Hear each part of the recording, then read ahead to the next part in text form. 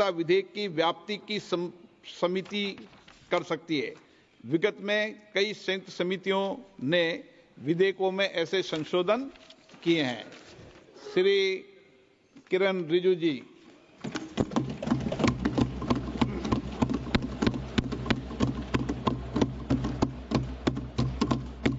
Honorable Speaker, sir, I rise to move the motion for consideration of the Waqf Amendment Bill 2025 and Mussalman Waqf Repeal Bill 2024. अध्यक्ष महोदय जी, आपने जो ruling दिया है JPC के बारे में जिक्र किया है, उसी के साथ साथ जुड़ते हुए एक मिनट किरण जी, एक मिनट श्री सोगत राय जी संशोधन संख्या 108 को प्रस्तुत करें। आप बोल रहे थे ना? हाँ। Under Rule 77(2) of the Rules of Procedure, I propose that the Waqf Amendment Bill 2025 be recommitted for the purpose of eliciting further opinion thereon. Okay, माननीय मंत्री जी अब 12-16 पर अपना वक्तव्य दें।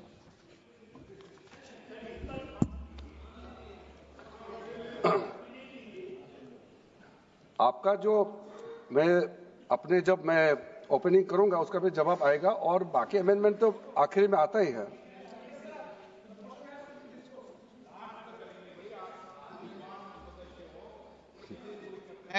चलिए माननीय मंत्री जी। माननीय अध्यक्ष महोदय, हम सबको बहुत डिटेल में जाने का भी आवश्यकता नहीं है। कमेटी के बारे में उसका जिक्र काफी हो चुके हैं, लेकिन मैं इतना कहना चाहता हूं कि जो कमेटी इस बार दोनों सदन लोकसभा राज्यसभा मिला करके ज्वाइंट कमेटी में वक्फ अमेंडमेंट बिल पे जो चर्चा हुई है, आज तक भारत के संसदीय इतिहास में इतना व्यापक रूप से चर्चा, कंसल्टेशन और समय कभी नहीं दिया है।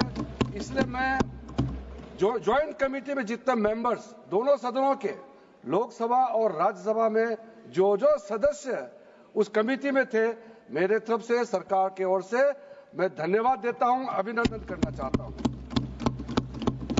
अध्यक्ष महोदय जी, कुल मिलाकर के 97,27,772 याचिकाएं ऑनलाइन, फिजिकल, मेमोरेंडम के रूप में, रिक्वेस्ट के रूप में और सुझाव के रूप में पूरे तरह से सरकार ने देखा है। वो जेपीसी के माध्यम से हो या डायरेक्ट दिया हो, हमने सब उसको देखा है। इससे बड़ा कभी भी, इससे ज्यादा संख्या में किसी भी बिल के ऊपर में लोगों का याचिकाएं नहीं आया आज तक। कुल मिलाकर के 284 डेलीगेशन ने अलग अलग समुदाय के जो स्टेक होल्डर्स है, उन्होंने कमेटी के सामने में अपने बात को रखा है, सुझाव भी दिया है। 25 स्टेट गवर्नमेंट और यूनियन टेरिटरीज का वक्फ बोर्ड्स ने अपना सबमिशन भी पेश किया गया है। इसके अतिरिक्त कई लीगल लुमिनरीज, विद्वान लोग हैं हमारे समाज में, कम्युनिटी लीडर्स हैं, अलग अलग धार्मिक संस्थाओं का प्रतिनिधि, charitable organisation, civil society, academicians, researchers, policy makers, सब ने इस कमेटी के सामने में पेशकश किया है।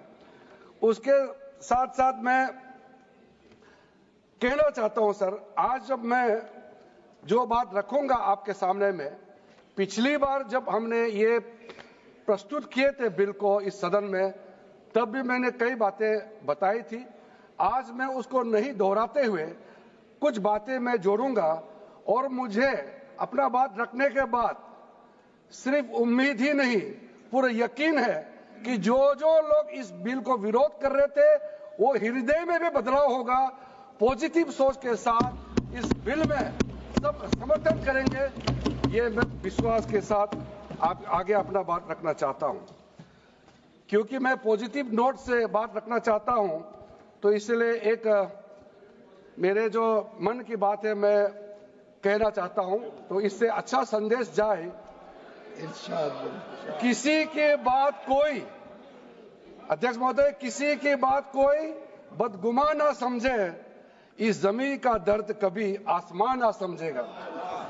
ये मैं दिल से कह रहा हूं, क्योंकि अच्छा सोच के साथ, बड़ा दिल के साथ, खुले मन से मैं ये प्रस्ताव आपके सामने में पेश कर रहा हूं। सर, कई लोगों ने अपने अपने तरीके से बातें रखी हैं। किसी ने कहा ये प्रावधान अनकॉन्स्टिट्यूशनल है, गैर संवैधानिक है। किसी ने कहा ये इलीगल है, अनलॉफुल है। सर, ये बिल जो हम लोग जिक्र कर रहे हैं कोई नया विषय नहीं है। आजादी से पहले ये बिल, जब पहली बार मुसलमान वक्फ वैलिडेटिंग एक्ट पास किया गया था 1913 में, तब से इसका इतिहास शुरू होता है। उससे पहले प्रिवी काउंसिल ने 1894 में इनवैलिडेट किया था वक्फ अल औलाद को। बाद में उसका प्रॉपर लीगल फॉर्म में 1913 के बाद फिर 1923 में द मुसलमान वक्फ एक्ट लाया गया था, जिसमें अकाउंटिंग और ट्रांसपेरेंसी के बारे में ये जोर उसको देते हुए ये एक्ट पास किया गया था। उसके बाद 1930 में द मुसलमान वक्फ वैलिडेटिंग एक्ट लाया गया है, जो रीइंफोर्स करता है legal validity of the family waqf. परिवार में जो वक्फ होता है उसको जोड़ देते हुए ये बिल लाया गया है। उसके बाद आजादी के बाद 1954 में 1954 में वक्फ एक्ट पहली बार आजाद भारत का एक्ट बनी, और उस समय स्टेट वक्फ बोर्ड का भी प्रावधान उसी 1954 एक्ट में प्रावधान किया गया था। उस समय से लेकर के कई संशोधन के साथ में 1995 में व्यापक रूप से ये वक्फ एक्ट बनी है। तो उस समय किसी ने नहीं कहा कि ये एक्ट अनकॉन्स्टिट्यूशनल है, किसी ने नहीं कहा उस समय ये अनलॉफुल है। आज जब हम उसी बिल को सुधार के ला रहे हैं, तब आपको ये अनकॉन्स्टिट्यूशनल, अनलॉफुल का ये शब्द इस्तेमाल करने का आपको ये नौबत कैसे आया? ये सोच क्यों आया? अगर आप सच्चे दिल से सोचते और मन साफ होते तो आप तर्क पे जाते। इस संशोधन बिल में जो जो तर्क है आप उसमें बात कीजिए। आप उसको छोड़ के जो कोई लेना देना नहीं है बिल में, उसका बात आप लेकर के लोगों को गुमराह करने का, बरगलाने का काम जो किया है, उसको मैं शुरू में साफ करना चाहता हूं। अध्यक्ष महोदय जी, 1995 में ट्राइब्यूनल का पहला व्यवस्था किया गया है, ताकि वक्फ बोर्ड का कोई भी निर्णय किसी को अगर पसंद नहीं है या उसको चैलेंज करना चाहता है तो वक्फ ट्राइब्यूनल वहां आप जा सकते हैं। उसका प्रावधान पहली बार हुए हैं, और उस समय यह भी फैसला हुआ कि 5 लाख से ज्यादा आमदनी किसी वक्फ प्रॉपर्टी में है, उसके लिए सरकार एग्जीक्यूटिव ऑफिसर्स अपॉइंट किया जाएगा। ये भी 1995 में शुरुआत की है। अध्यक्ष महोदय जी, ये आज एक ट्रिगर पॉइंट क्यों हुआ है? ये अमेंडमेंट बिल लाने का आवश्यकता सबसे ज्यादा शुरुआत कहां से हुई? मैं संक्षेप में बताना चाहता हूं। 2013 में, 2014 में हम सब चुनाव में गए, और चुनाव में जाने से पहले 2013 में कुछ कदम ऐसे उठाए गए हैं जो आप सुन करके, आप सदस्य के रूप में भी और इस देश का नागरिक होने के कारण आपके दिमाग में यह बात जरूर सवाल उठेगा कि ऐसा कदम क्यों उठाया गया है। सर, 2013 में पहला यह बदलाव हुआ कि इस देश में कोई भी आदमी, कोई भी इंसान, चाहे वो हिंदू हो, मुसलमान हो, सिख हो, ईसाई हो, पारसी हो, बौद्ध हो, जैन हो, वक्फ क्रिएट कर सकता है। सबको मालूम है वक्फ एक मुसलमान का अल्लाह के प्रति अपना एक उसका एक पायस चैरिटेबल रिलीजियस पर्पस के लिए वक्फ क्रिएट किया जाता है, लेकिन उसमें डाइल्यूशन करके 2013 में कोई भी वक्फ क्रिएट कर सकता है। यह प्रावधान सबसे पहले उस समय की यूपीए सरकार ने किया है। दूसरा, आपने सारा वक्फ को स्पेसिफिक कर दिया कि शिया बोर्ड में शिया ही रहेंगे, सुन्नी बोर्ड में सिर्फ सुन्नी ही रहेंगे, और कोई भी बोर्ड हो सिर्फ उनके लोग ही रहेंगे, बाकी कोई उसमें आ नहीं सकता है। ऐसा आपने प्रावधान किया। तीसरा, 2008 सर अब शांति से सुनने के बाद आप जो भी पूछेंगे हमारा रिप्लाई तो आएंगे ही सर। डिबेट का आखिरी में है, मेरा फिर से रिप्लाई होगा। तो अभी मैं जब शुरुआत में कुछ दृष्टिकोण रख रहा हूं, इसमें कोई हस्तक्षेप ना करे, ध्यान से सुनिए ताकि हमारा डिबेट का स्तर भी ऊंचा रहे और तर्क भी सामने में आ जाए। सर एक प्रावधान आया सेक्शन 108, उस सेक्शन 108 में यह लिखा गया है कि वक्फ बोर्ड का जो प्रावधान है इस देश में कोई भी मौजूदा कानून के ऊपर में रहेगा, ओवरराइडिंग इफेक्ट रहेगा, ऐसा आपने कानून बनाया है। इस देश में ऐसा कानून कैसे मंजूर कर सकते हैं अध्यक्ष महोदय जी? हर कानून अपना अपना हिसाब से चलता है, लेकिन एक कानून दूसरे कानून के ऊपर में ओवरराइडिंग इफेक्ट होगा, ये कोई भी मान्यता नहीं दे सकता है। उसके बाद सर मैं कुछ प्रोपोगेंडा साथ में जुड़े हुए हैं। उससे पहले जो 2013 में मुझे भी बहुत ताज्जुब हुआ कि ये पास कैसे जबरदस्ती करवाया है। 2013 में वक्फ पे यूजर जो आपने प्रावधान डाला, उसके बाद 1970 से एक केस चल रहा था दिल्ली के अंदर में। दिल्ली के अंदर में हमारा सीजीओ कॉम्प्लेक्स है, पार्लियामेंट बिल्डिंग है, कई प्रॉपर्टीज है, और इसको वक्फ बोर्ड, दिल्ली वक्फ बोर्ड ने क्लेम किया कि ये वक्फ प्रॉपर्टीज है। उसके बाद ये केस चल रहा था अदालत में। उस समय यूपीए सरकार ने पूरा सारा जमीन को डी नोटिफाई करके वक्फ बोर्ड को दे दिया। 123 प्रॉपर्टी। अगर आज हम ये संशोधन लेके नहीं आते तो जिस सदन में हम बैठे हैं, ये पार्लियामेंट बिल्डिंग, इसको भी क्लेम किया जा रहा था। एयरपोर्ट, बसंत विहार, और अगर नरेंद्र मोदी जी का सरकार नहीं आते, अगर यूपीए का सरकार कंटिन्यू रहता, तो क्या क्या बिल्डिंग को डी नोटिफाई किया जाना था। 123 प्रॉपर्टी को तो डी नोटिफाई किया। मैं रिकॉर्ड में कह रहा हूं, अपने मन से कुछ नहीं कह रहा हूं, मैं ऑफिशियल रिकॉर्ड का बात बता रहा हूं। अध्यक्ष महोदय, आप काहे को उछल रहे हो? मैं अपने से थोड़ी बोल रहा हूं, जो हकीकत बात को बता रहा हूं। आप आराम से बैठ के सुनिए। आपके दल को और आपको सबको बोलने का मौका मिलेगा। माननीय मंत्री जी,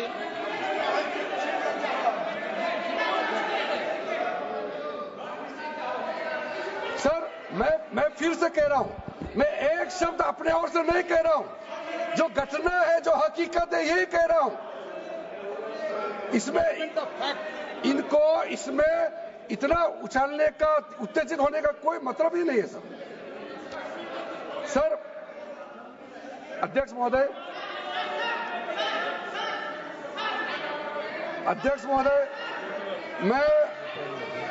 मैं आपके माध्यम से सदन को कहना चाहता हूं कि जो संवैधानिक बात उठा करके लोगों को गुमराह करने का जो प्रयास किया जा रहा है, उसको भी देश के सामने में सही बात रखना बहुत ही जरूरी है।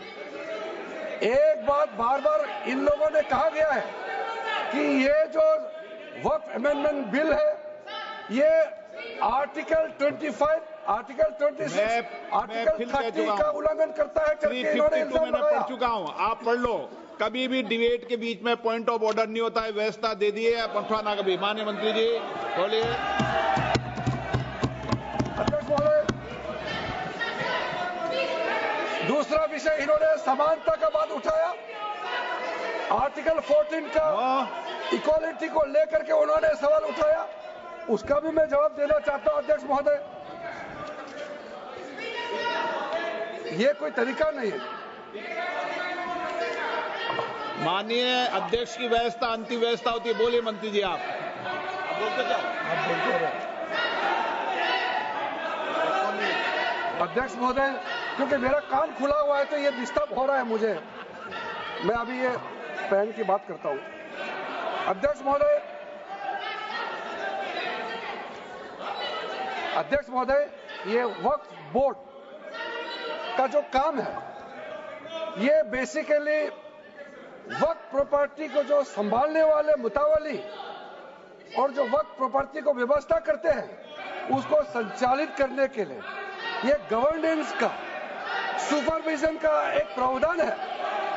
किसी भी तरीके से वक्फ बोर्ड वक्फ प्रॉपर्टी को मैनेज नहीं करता है। वक्फ बोर्ड वक्फ प्रॉपर्टी मैनेजमेंट में हस्तक्षेप नहीं करता है। आप साफ साफ सुन लीजिए, अगर इसके पास तर्क नहीं है तो इस तरह यहाँ डिस्टर्ब करके बहस का स्तर को गिराने से कोई फायदा नहीं है सर, ये कोई तरीका नहीं है सर। बोलते जाओ सर, वक्फ बोर्ड का क्रिएट करना एक जो वाकिफ होता है, जो अपना विलिंगली वक्फ क्रिएट करता मैंने है। व्यवस्था दे दी है, आप जब समय हो तो बोले नो, प्लीज बैठिए, ये तरीका ठीक नहीं है आपका, बैठिए आप। नो, बैठिए। माननीय मंत्री जी, सूची है 2013 की प्रॉपर्टी मैं लाता निकाल बताना सूची मंगा के देते कहते भी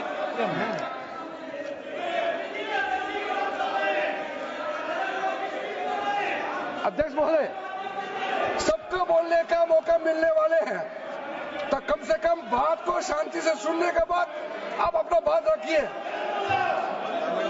ये कोई तरीका नहीं होता है सर।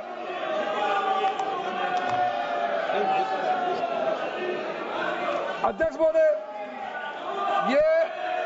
ये जो उन्होंने गुमराह करने का कोशिश किया गया है, ये मैं कुछ केसेस आपको बताना चाहता हूं सर।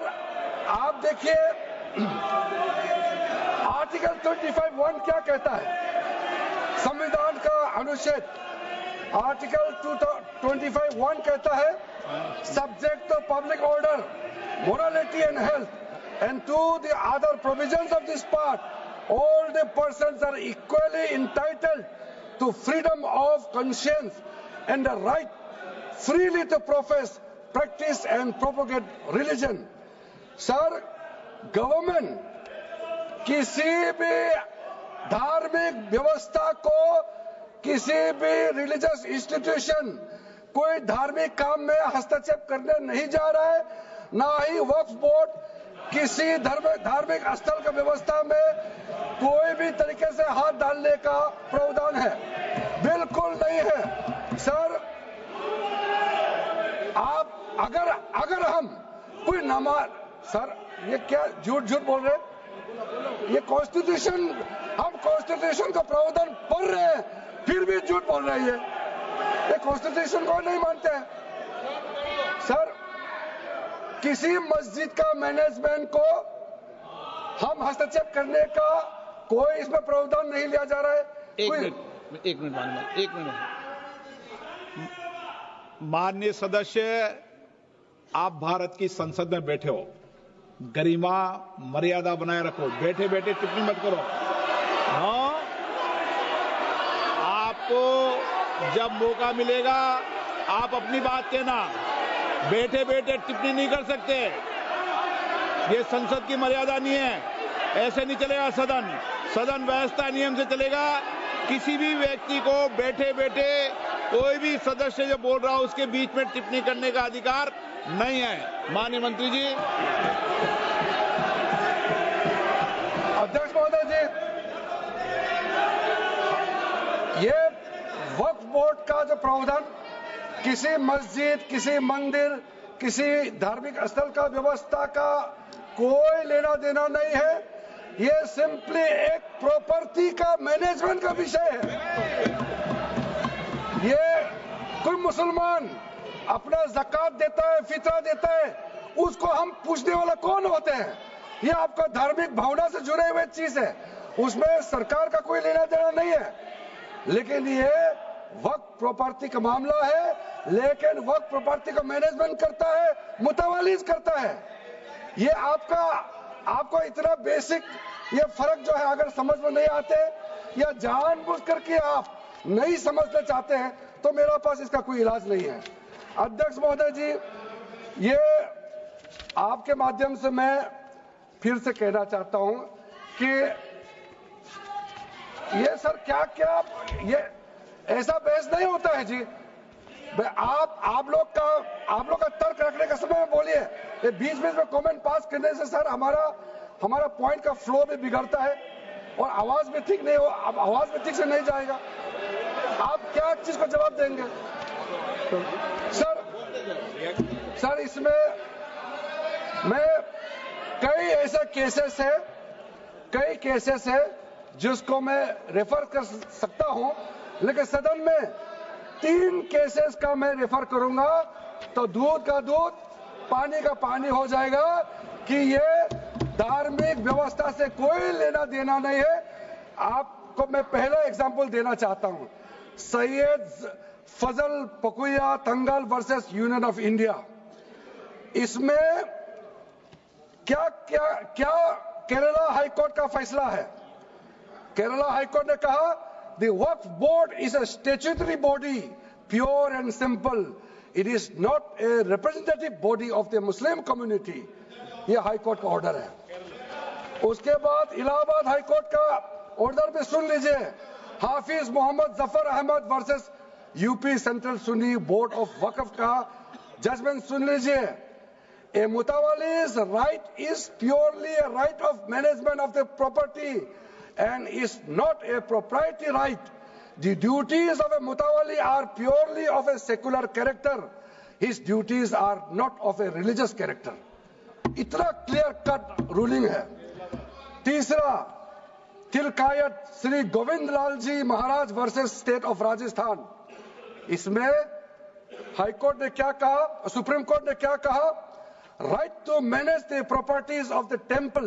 अब देखिए मंदिर का भी इसमें एग्जांपल लिया गया है।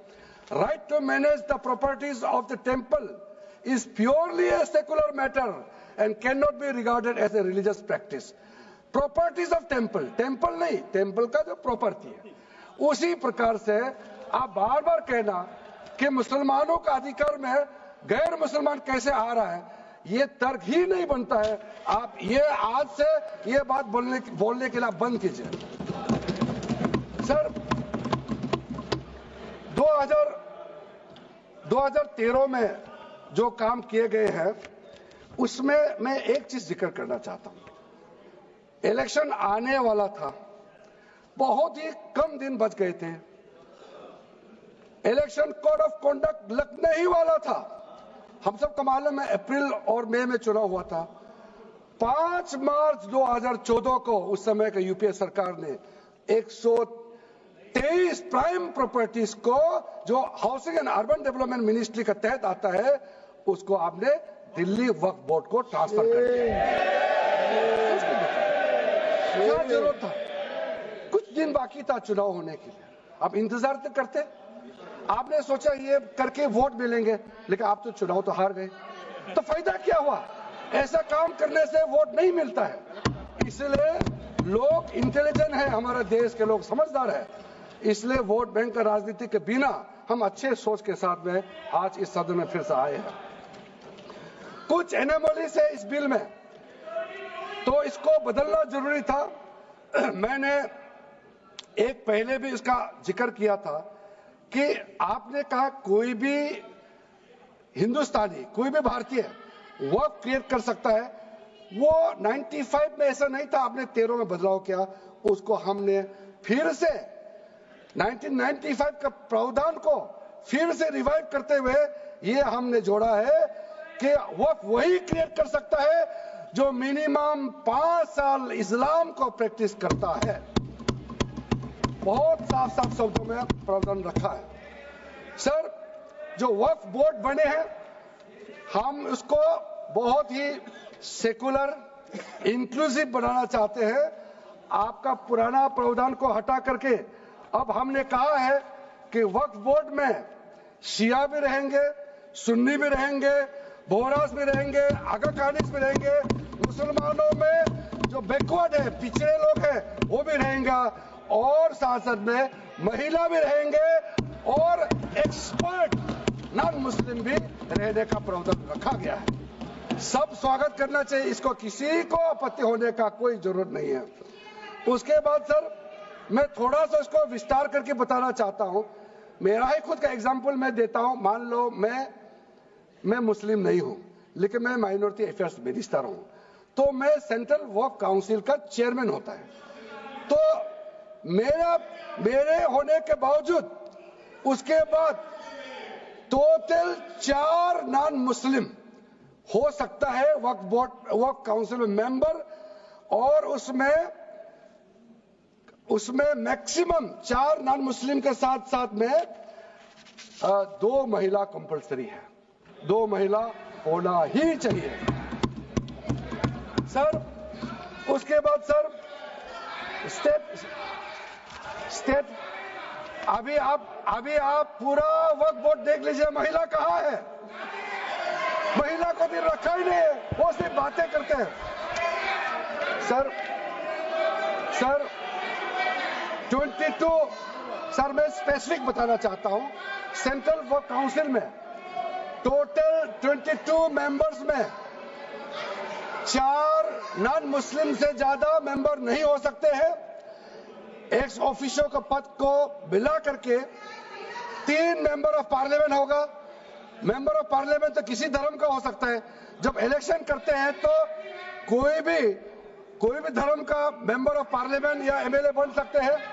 सर 10 मेंबर मुस्लिम कम्युनिटी से होगा, 2 फॉर्मर जजेस होंगे सुप्रीम कोर्ट और हाई कोर्ट के, 1 advocate of national eminence member रहेंगे, 4 persons of national eminence from various field. ये तो कई कमिटियों ने इसको सिफारिश किया है। और एडिशनल सेक्रेटरी या joint secretary to the government of India उसमें रहेंगे। आउट ऑफ 10 मुस्लिम मेंबर्स 2 महिला अनिवार्य है, ये हमने प्रावधान रखा है। और स्टेट बोर्ड में आउट ऑफ 11 मेंबर्स 3 से ज्यादा नॉन मुस्लिम नहीं हो सकता है। एक्स ऑफिसर को मिलाकर के 1 chairperson, 1 MP, 1 MLA, 4 members from Muslim community, 2 members with professional experience, 1 member of Bar Council and Joint Secretary to the state government dealing with work matters. Out of 4 Muslim members, 2 shall be women. ये हमने रखा है ताकि हमारे बहनों को किसी तरीके से दरकिनार नहीं कर सके।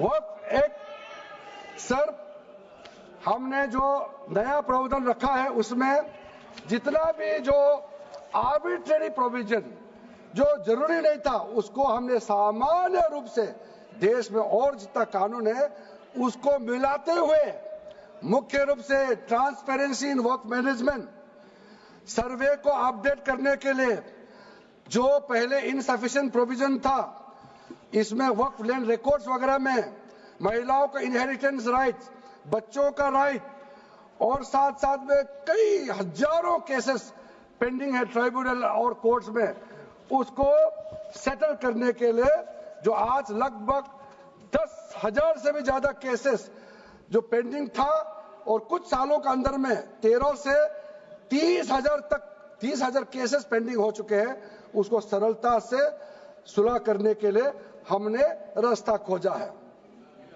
एक चीज बार बार आप लोग कहते हैं, हमारे पक्ष के लोग हो या उस साइड के पक्ष के लोग हो या जो सदन से बाहर है, वो एक वक्तव्य देते रहते हैं, मैं उसको सुधारना चाहता हूं। ये कहते हैं कि हमारा देश में लैंड बैंक जो है वक्फ बोर्ड के पास 3rd लार्जेस्ट है। पहला रेलवे, इंडियन रेलवे, फिर इंडियन आर्मी मतलब इंडियन डिफेंस का, और फिर कहता है वक्फ बोर्ड के पास जमीन है। मैं उसको सुधारना चाहता हूं। सर आप भी तो ट्रेन में चलते हैं, हम लोग भी ट्रेन में चलते हैं, हजारों किलोमीटर ट्रेन का पटरी लगा हुआ है, स्टेशन बना हुआ है। वो ट्रेन का पटरी लगा हुआ है, वो रेलवे का प्रॉपर्टी थोड़ी है, ये तो देश का प्रॉपर्टी है, हम लोग सब चलते हैं उसमें। इसको आप कैसे लगा सकते हैं कि रेलवे के पास इतना है, वक्फ बोर्ड के पास इतना है? वो देश का प्रॉपर्टी है। हमारा डिफेंस के पास कहता है कि 2nd लार्जेस्ट है। डिफेंस के पास जो भी लैंड है, जहां ट्रेनिंग करता है, जहां वो रहता है, या बॉर्डर एरिया में जितना डिफेंस लैंड है वो देश का रक्षा के लिए है। उसको आप कैसे वक्फ प्रॉपर्टी का साथ आप तुलना कर सकते हैं। वक्फ प्रॉपर्टी प्राइवेट प्रॉपर्टी होता है सर। तो इसलिए दुनिया में सबसे ज्यादा वक्फ प्रॉपर्टी हिंदुस्तान में है। सिर्फ हमारा देश में ही नहीं, दुनिया का सबसे बड़ा और सबसे ज्यादा वक्फ प्रॉपर्टी हिंदुस्तान में है। तो फिर ये क्यों है 60 साल तक आप सरकार में रहे हैं, हमारे देश में मुसलमान इतना गरीब क्यों है? जब दुनिया का सबसे ज्यादा वक्फ प्रॉपर्टी हमारे देश में है, तो हमारे गरीब मुसलमानों का पढ़ाई के लिए, मेडिकल ट्रीटमेंट के लिए, स्किलिंग के लिए, इनकम जनरेशन के लिए क्यों काम नहीं हुआ आज तक बताइए? ये दुनिया का सबसे बड़ा वक्फ प्रॉपर्टी अगर हिंदुस्तान में है, तो उस प्रॉपर्टी से गरीबों का उत्थान के लिए, लोगों का भला के लिए अगर ये सरकार नरेंद्र मोदी जी के नेतृत्व में गरीब मुसलमानों के लिए काम कर रहा है, तो इसमें आपत्ति क्यों होना चाहिए आप लोग बताइए? इसलिए सर, इसको धर्म जाति से बाहर उतर करके सबको सीधा सीधा अपना दिल से पूछ करके आप सोच के देखिए कि आप जो लोग आज इस बिल को विरोध कर रहा है, आज 1 साल 2 साल नहीं, सदियों तक हमारा देश उसको याद रखेगा कौन इस बिल को समर्थन कर रहा है, कौन इस बिल को विरोध कर रहा है। आज चंद वोट के लिए, सत्ता के लिए हमारे मुसलमानों को आपने 70 साल से ज्यादा वोट बैंक बना करके गुमराह किया है। कितना और गुमराह करना चाहते हैं? अब हमारा देश में वोट बैंक का राजनीति नहीं चलेगा।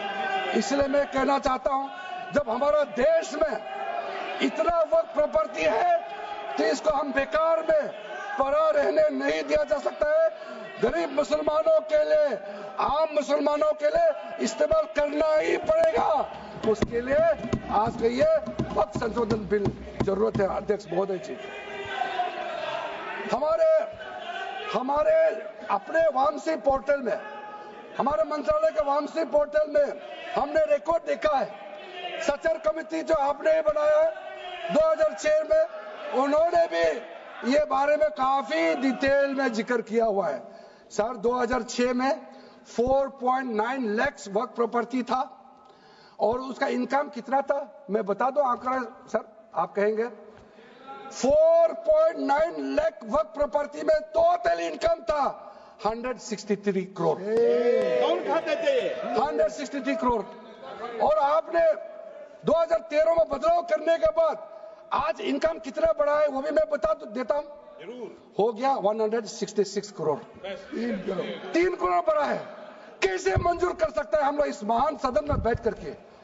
अगर इतना 10 सालों के बाद भी दुनिया का सबसे ज्यादा प्रॉपर्टी का टोटल इनकम जनरेशन 3 करोड़ बढ़ता है, तो ये हम कभी मंजूर नहीं कर सकते अध्यक्ष महोदय। इसलिए उस समय कहा गया था, मैं अभी का नहीं बता रहा हूं, सचर कमेटी समय में भी कहा गया है कि अगर थोड़ा सा एफिशिएंटली मैनेज करता तो 12,000 करोड़ पर ईयर तो उसी समय जनरेट हो जाना चाहिए था नॉर्मल मार्केट रेट से। और 12,000 करोड़ अगर वो प्रॉपर्टी से रेवेन्यू जनरेशन करता है, कितना लाखों करोड़ों मुसलमानों को फायदा होगा, आप सोच के देखिए। इसलिए सर आप लोग भी, मैं अनुरोध करता हूं कि आप लोग भी वक्त के बारे में जानना है तो हमारा वामसी पोर्टल को क्लिक करके आप लोग देखिए। सर आज वो 4.9 लाख से बढ़ करके टोटल वक्फ प्रॉपर्टी बन गया है 8.72 लाख। हमारा देश में वक्फ प्रॉपर्टी बन गया है। और आप कल्पना कीजिए 8.72 लाख प्रॉपर्टी वक्फ का है, उसको अगर हम सही तरीके से मैनेजमेंट करता तो हमारा मुसलमानों का ही नहीं है, देश का तकदीर बदल जाएगा। इतना प्रॉपर्टी हमारे पास। अब समझिए चीज को। सर मैंने अभी कई राज्यों का दौरा किया अध्यक्ष महोदय, मैंने कई राज्यों का दौरा किया। मैं एक एग्जांपल आपको जरूर देना चाहूंगा। मैं बहुत इंप्रेस हो गया जब मैं पिछली बार जम्मू कश्मीर गई। जम्मू कश्मीर में हमारा नई वहां वक्फ बोर्ड का चेयरपर्सन बनी और मैंने पूछा कि आप जब वक्फ बोर्ड का चेयरमैन बनी तो उसमें क्या हालत थी और आज क्या हालत है। उन्होंने बोला कि सर जब उन्होंने पदभार संभाली तो उसमें कोई इनकम का, कोई व्यवस्था का, रिकॉर्ड का ठीक ठाक कुछ भी नहीं था, और उन्होंने आने के बाद 40 करोड़ रेवेन्यू इनकम उन्होंने जनरेट करना शुरू किया, मुझे बताया, और उसके वजह से वह काफी अच्छा काम कर रहा है। मैं हजरत बल श्राइन भी गए और वहां भी मरम्मत चल रहे हैं, इतना पुराना श्राइन है, दुनिया के लोग आते हैं, बहुत खूबसूरत से उसका सारा आसपास का ब्यूटिफिकेशन का काम भी चल रहा है। अगर अच्छा काम करेगा, रेवेन्यू बढ़ेगा तो सबका फायदा होगा सर। इसलिए सर आप लोग आज बिल को समर्थन करने के बाद मेरे ऑफिस में आइए, 1 साल के अंदर में इसका ट्रांसफॉर्मेशनल इंपैक्ट क्या होता है मैं ही आप लोगों को बता दूंगा। सर वक्फ अमेंडमेंट जो बिल लाए हैं उसमें जेपीसी का कई रिकमेंडेशन है जिसको हमने समर्थन किया है और एक्सेप्ट किया हमने इस बिल में लाया। इसलिए बोलना कि जेपीसी का आपका कमेटी की बात को माना ही नहीं है, आपका कमेटी की बात नहीं सुना गया है, वो गलत बात है सर। अध्यक्ष महोदय जी, पार्लियामेंट्री कमेटी जब बनता है तो उसका एक अपना सैंक्टिटी होता है और उस कमेटी में खुले बहस हुए हैं, उसमें मैं अंदर जाना नहीं चाहता हूं क्या हुआ है, लेकिन उनके बीच में कई ऐसे मुद्दे हैं जो हम लोग सरकार समझते हैं कि बहुत अच्छा सुझाव आया है, हमने उसको माना है, और कुछ छोटा अमेंडमेंट है जो बहुत जरूरी चीज है, वो अमेंडमेंट भी हम लेकर के आए हैं। इसके बाद जो पूरा ये सारा व्यवस्था देखने के बाद सबके मन में उम्मीद जागेगा। उम्मीद इसलिए जागेगा कि एक नए सवेरा आने वाला है, इसलिए नए एक्ट का नाम भी उम्मीद हो गया है। तो उम्मीद क्यों हुआ है सर, मैं आपको बताना चाहता हूं।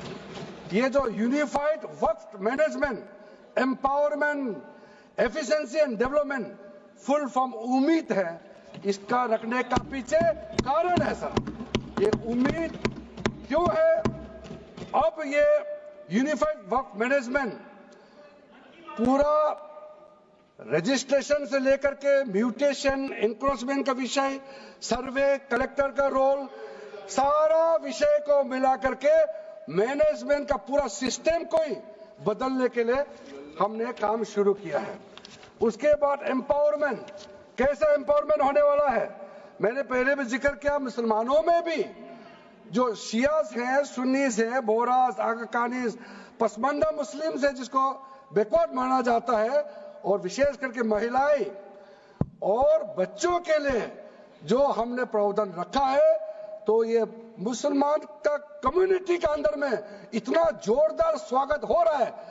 अध्यक्ष महोदय, यहां में कुछ मेंबर विरोध जरूर कर रहे हैं, लेकिन मैं कुछ मेंबर को मेरे घर में मैं न्योता देना चाहता हूं, और जो मुस्लिम डेलीगेशन मेरे घर में आ रहे हैं, स्वागत कर रहे हैं इस बिल को, उसका भी नजारा आप लोग देख लीजिए, आपका सोच बदल जाएगा। आपको नहीं मालूम मुसलमानों में कितना भयंकर समर्थन कर रहा है इस बिल को लेकर के, आप लोग को मालूम ही नहीं है। करंट अंदर में गरीब मुसलमानों का तो संदेश बार बार आ रहा है कि जल्दी पास कीजिए इस बिल को, इसलिए आप लोग संदेह में मत रहिए। एफिशिएंसी को हमने बढ़ाने का काम किया है, टेक्नोलॉजी का उपयोग करते हुए सेंट्रलाइज्ड डेटाबेस होगा, डिजिटल पोर्टल होगा, कोई छुप के अंधेरे रातों में वर्क क्रिएट नहीं कर सकता है, इसका पूरा रजिस्ट्रेशन का प्रावधान है, ट्रैकिंग होगा, निगरानी रखा जाएगा, कंप्लायंस का प्रावधान है, और जो मैनुअल हाथों से जो गलत होगा उसका भी करेक्शन करने का प्रावधान है, ब्यूरोक्रेटिक डिले होता है उसका भी समाधान हमने पूरा बिल में तरीका बना के रखा हुआ है, और आखिर में इसका ऑडिट प्रॉपर होना चाहिए, तो ऑडिट का भी प्रावधान हम लोग राज्य सरकार को ऊपर में छोड़ा है, क्योंकि आखिर तो सारा प्रॉपर्टी का अथॉरिटी राज्य सरकार का है, बोर्ड का अपॉइंटमेंट भी राज्य सरकार को करना है, केंद्र सरकार का कोई रोल नहीं है, लैंड स्टेट सब्जेक्ट है, सारा राज्य सरकार को ही करना है। इसलिए राज्य सरकारों को हम फुल अथॉरिटी देने के साथ साथ हमारा जो मंत्रालय है वो ऑनलाइन हमेशा जुड़ा रहेंगे कि जो वक्फ प्रॉपर्टी क्रिएट किया गया है उसका स्टेटस है वामसी पोर्टल से मिला करके हम लगातार टच में रहेंगे।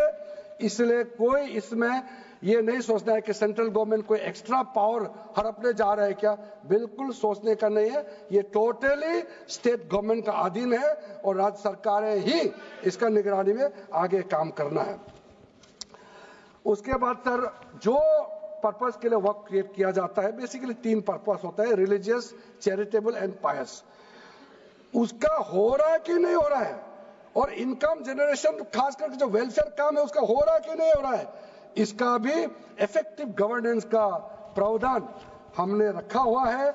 और साथ साथ सर मैं आपको इस उम्मीद के साथ साथ ये कहना चाहता हूं कि जो रिफॉर्म्स हमने जो लाए हैं और साथ साथ में जो प्रावधान कुछ बदलाव हमने आपको बहुत शॉर्ट में बताया, क्योंकि डिटेल में तो मैं रिप्लाई तो करूंगा ही, इसमें अगर आपको लगता है कि हमको अगर इनकम जनरेशन करने के लिए वक्फ प्रॉपर्टी को बेहतर इस्तेमाल करने के लिए क्या करना चाहिए, जब हम इसका सबऑर्डिनेट लेजिस्लेशन के माध्यम से रूल्स बनाएंगे, आपका सुझाव हम खुले दिल से स्वागत करेंगे।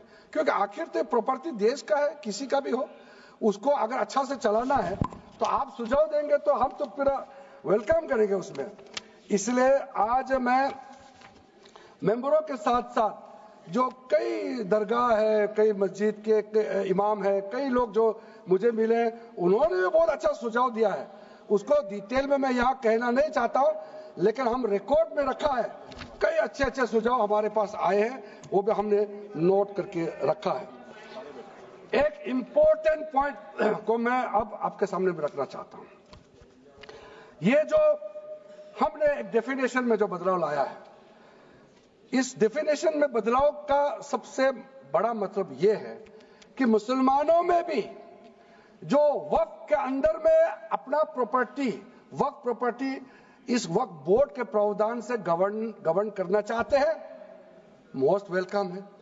अगर वो ट्रस्ट के माध्यम से अपना प्रॉपर्टी का अलग तरीके से वक्फ करना, वो चलाना चाहता है, मैनेज करना चाहता है, उसके लिए भी छूट दिया गया है। तो इसमें जो आप लोग बार बार कहते हैं कि वक्फ बोर्ड में गैर मुसलमान कैसे आ रहा है, इसका मैं छोटा सा एग्जांपल देना चाहता हूं। अभी हम लोग किसी धर्म, किसी जाति का हिसाब से तो हम एमपी नहीं बने हैं, हम तो ऐसे सिटीजन होकर के एमपी बने हैं। तो अगर मेरा कॉन्स्टिट्यूंसी वाला हमको कहेंगे कि किरण रिजिजू मेरा यहाँ नहीं आ सकता है, हमारा धर्म और तुम्हारा धर्म अलग है, तो कैसे होगा? मैं तो एज एमपी, मेरे पास अथॉरिटी है, मैं जा सकता हूँ। उसी प्रकार से आपका ट्रस्ट है, ट्रस्ट को चलाता है चैरिटी कमिश्नर। तो ट्रस्ट वाला कैसे कहेंगे कि चैरिटी कमिश्नर मेरा जात का ही होना चाहिए? चैरिटी कमिश्नर तो गवर्नेंस को संभालने के लिए है, चलाता तो ट्रस्ट है। उसी प्रकार से आप कैसे कह सकते हैं कि मेरा वक्फ प्रॉपर्टी को देखने के लिए वक्फ बोर्ड में गैर मुसलमान नहीं हो सकता है? आप कैसे कह सकते हैं? ये तर्क को आप थोड़ा गहराई से सोचिए, क्योंकि ये बार बार कहा गया है, मैं नाम नहीं लूंगा, वो बाद में तो बोलेंगे हमारे कुछ लोग हैं कि मुस्लिम का अफेयर्स में नॉन मुस्लिम क्यों आ रहा है। अरे ये धार्मिक व्यवस्था से कोई लेना देना नहीं है, मैं बार बार कह रहा हूं। इसलिए ये प्रॉपर्टी है, वक्फ प्रॉपर्टी है, आप लोग इसको समझिएगा। उसके बाद सर ये जो हमने जो 2013 के बाद कुछ बदलाव जो किए हैं, वक्फ बाय यूजर में कुछ लोग ने शंकाएं व्यक्त किया है, कह रहा कि वक्फ बाय यूजर हटाने के बाद अब सरकार जो है मस्जिदें छीन लेंगे, दरगाह छीन लेंगे, मुसलमानों का प्रॉपर्टी छीन लेंगे, ऐसे बोलते हुए मैंने सुना है। इस तरह का कई जगह में बोला है। मैं इसमें साफ साफ कहना चाहता हूं, हम लोग सब हर किसी ना किसी राज्य से आते हैं। We all belong to each and every part of our country. We are together. We may belong to different states and union territories. We are all Indian. ये अथॉरिटी राज्य सरकार को हमने कैसे दिया? जो प्रॉपर्टी वक्फ यूजर को हम लोगों ने हटाने के बाद ये प्रावधान सुरक्षित किया है, ऑथोराइज किया स्टेट गवर्नमेंट को कि जो प्रॉपर्टी रजिस्टर्ड हो चुके हैं, जब नमाज पढ़ते हैं, रजिस्टर्ड है, डॉक्यूमेंट है, उस पे कोई हस्तक्षेप नहीं होगा। ये कानून प्रोस्पेक्टिव है, रेट्रोस्पेक्टिव नहीं है। ये आप लोग बहुत क्लियर से सुन लीजिए, ये किसी का जमीन छीनने का कानून नहीं है। ये किसी का राइट, किसी का हनन करके उसका प्रॉपर्टी को हड़पने का नहीं है। राज्य सरकारों को अधिकार दिया गया है कि जो ऑलरेडी रजिस्टर्ड है उसका तो कोई डिस्प्यूट नहीं है, लेकिन जो डिस्प्यूटेड है, जो कोर्ट में पेंडिंग है, उसको हम यहाँ कानून बना के कैसे हटा सकते हैं? कोर्ट का पावर को तो हम ले नहीं सकते सर। इसलिए यहाँ बार बार ये लोग माइक बजा बजा करके झूठ 100 बार भी बोलो, कुछ होने वाला नहीं है। सिटीजनशिप अमेंडमेंट बिल जब लाया गया था, वही लोग हैं जिन्होंने कहा था कि सिटीजनशिप अमेंडमेंट बिल पास होकर एक्ट बन जाएगा तो मुसलमानों का हक छिन जाएगा, उनका नागरिकता खत्म हो जाएगा। आज सीए लागू हो गया, बताइए किसी मुसलमान का अधिकार छीना है? किसी मुसलमान का नागरिकता छीना है? बताइए, क्या आप माफी मांगेंगे? आपने देश भर में घूम घूम कर झूठे बातें फैलाया, आज आप साबित हो गया कि आपने झूठ बोला था, लेकिन आज आप माफी मांगने का भी हिम्मत नहीं रखते हैं। जिगर थाम के आप लोग सुनिए, ये आप आज दोबारा आप मिसलीड करेंगे, गलत बातें करेंगे तो फिर मुंह खाना पड़ेगा आपको। फिर कोई और बिल लेके आएंगे, फिर मैं आपका पर्दाफाश करेंगे फिर से। इसीलिए सर हम लोग तर्क पे जाइए, पॉइंट पे जाइए। इसलिए दूसरा, महिलाओं के लिए अध्यक्ष महोदय जी, क्योंकि फैमिली में पुरुष महिला सब होते हैं, तो इसमें हमने एक सिंपल प्रावधान रखा है कि एक कोई भी मुसलमान जब वर्क क्रिएट करता है, सबसे पहले उस परिवार में जो महिला का अधिकार है उसको सुरक्षित करके ही आप वर्क क्रिएट कर सकते हैं। नहीं तो पहले ऐसा होता था, वर्क क्रिएट कर दिया, आपका बच्चों का अधिकार खत्म हो गया, महिला का अधिकार खत्म हो गया। आप वर्क उसी प्रॉपर्टी को क्रिएट कर सकते हैं जो आपका हकदार है, जो आपका 100% हिस्सा है, उसी को ही आप वर्क क्रिएट कर सकता है। बच्चों का और महिला का अधिकार नहीं छीन सकता है।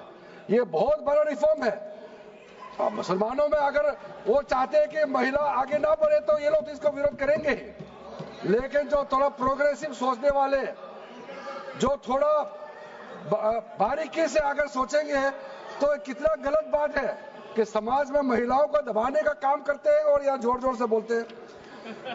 अध्यक्ष महोदय जी, सारा मैनेजमेंट जो सरकार का जमीन या प्राइवेट का जो जमीन है, इसका कलेक्टर को इन्होंने कमेटी के माध्यम से सुझाव किया है कि हर चीज कलेक्टर को क्यों ऑथोराइज किया गया है। तो कमेटी के बात को माना है कि कलेक्टर से ऊपर कोई भी अधिकारी, कलेक्टर से ऊपर जो अधिकारी है वो देखेंगे सरकारी जमीन और कोई डिस्प्यूट है वक्फ बोर्ड के साथ या किसी मुतावली के साथ डिस्प्यूट है, उसका जांच कलेक्टर के ऊपर अधिकारी करेंगे। ये कमेटी ने सुझाव दिया था और उसी को मान करके आज इस सदन में पेश किया जा रहा है। एक महत्वपूर्ण सुझाव हम लेके आ रहे हैं, अमेंडमेंट लेके आ रहे हैं, इसमें मैं मानता हूं कोई विरोध नहीं करेगा। ये इसमें शुरू में छूट गया था, मैं सर खुले दिल से आपको कहना चाहता हूं, लेकिन बहुत सोच समझ के साथ ये प्रावधान अमेंडमेंट हम लेके आ रहे हैं कि जब आप वर्क प्रॉपर्टी क्रिएट करेंगे तो ऐसा नहीं होना चाहिए कि आप ट्राइबल एरिया में जाकर के आदिवासी का जमीन को आप वर्क क्रिएट कर दें, ये नहीं होना चाहिए। इसलिए हमारा देश के आदिवासियों का संरक्षण को ध्यान में रखते हुए शेड्यूल 5 और शेड्यूल 6 में आप वर्क प्रॉपर्टी क्रिएट नहीं कर सकते हैं। ये एक महत्वपूर्ण अमेंडमेंट लेकर आया है। डिटेल में अब आगे अध्यक्ष महोदय आपको मैं बताऊंगा। वक्फ ट्राइब्यूनल के बारे में सर मैं संक्षेप में, अभी फ्लोर खुलने वाले हैं, मैं आपके हाथ फ्लोर छोड़ने वाले हैं, तो मेरा जो वाइंड अप को आप ध्यान से सुन लीजिए। जो ट्राइब्यूनल है, ट्राइब्यूनल में 2 मेंबर का हमने प्रस्ताव रखा था, तो कमेटी ने कहा कि 2 मेंबर ठीक नहीं है, इसमें 3 मेंबर होना चाहिए। ये प्रस्ताव भी मंजूर किया गया है। तो वक्फ ट्राइब्यूनल में 3 मेंबर होगा फिक्स टेन्योर का साथ, और उसमें आज टोटल लिटिगेंट्स 14,417 केसेस है।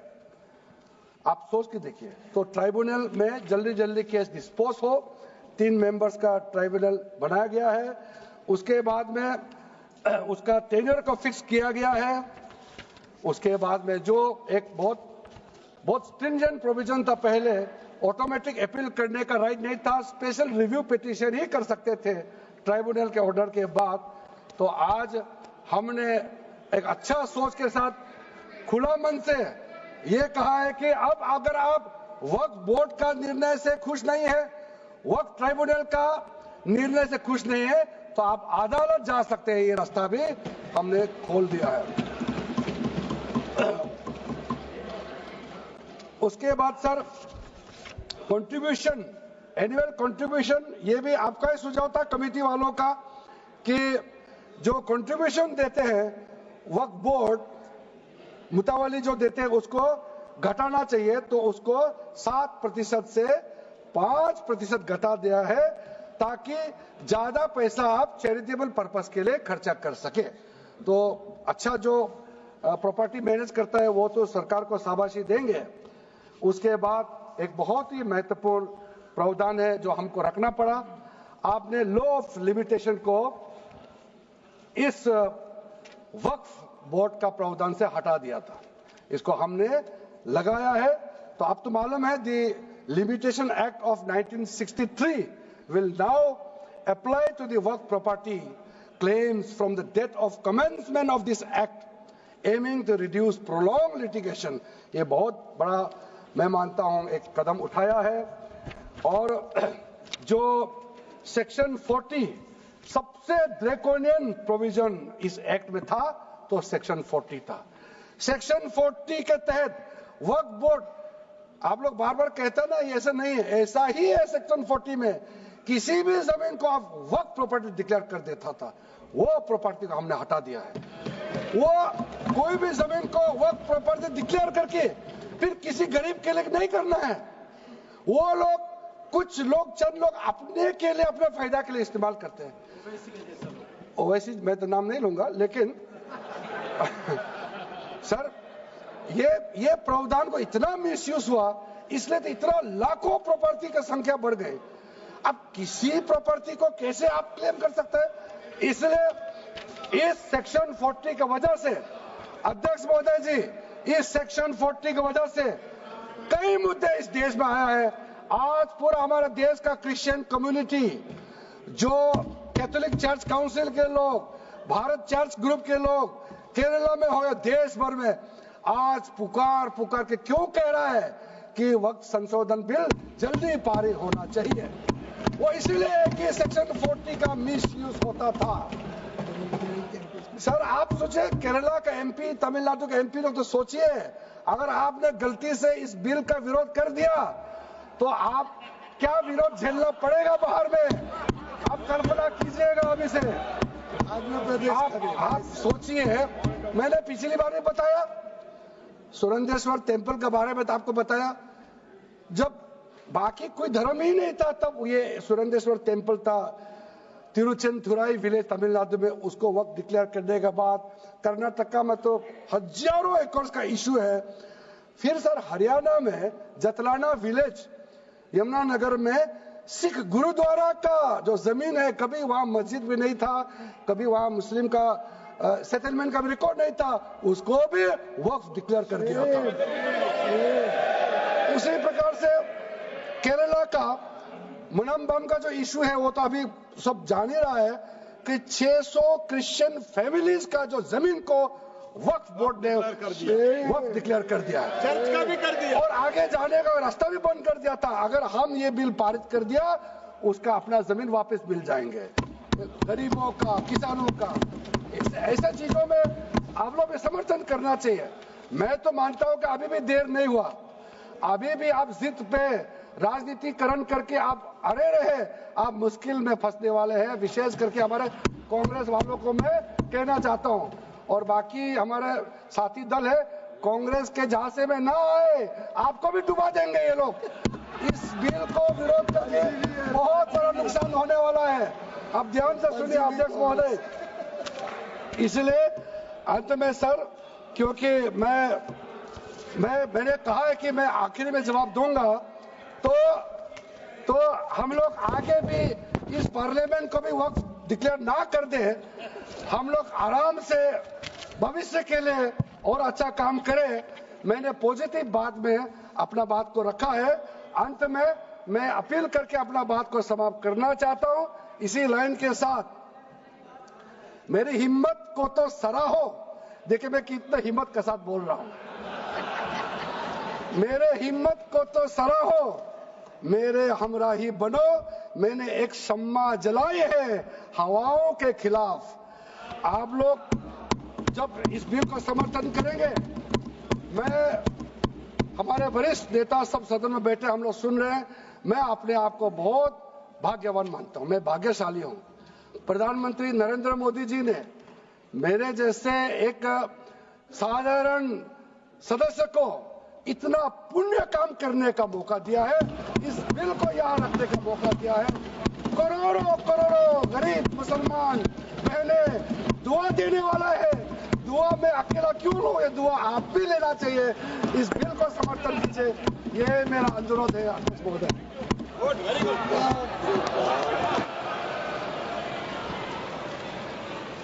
श्री गौरव गोगोई।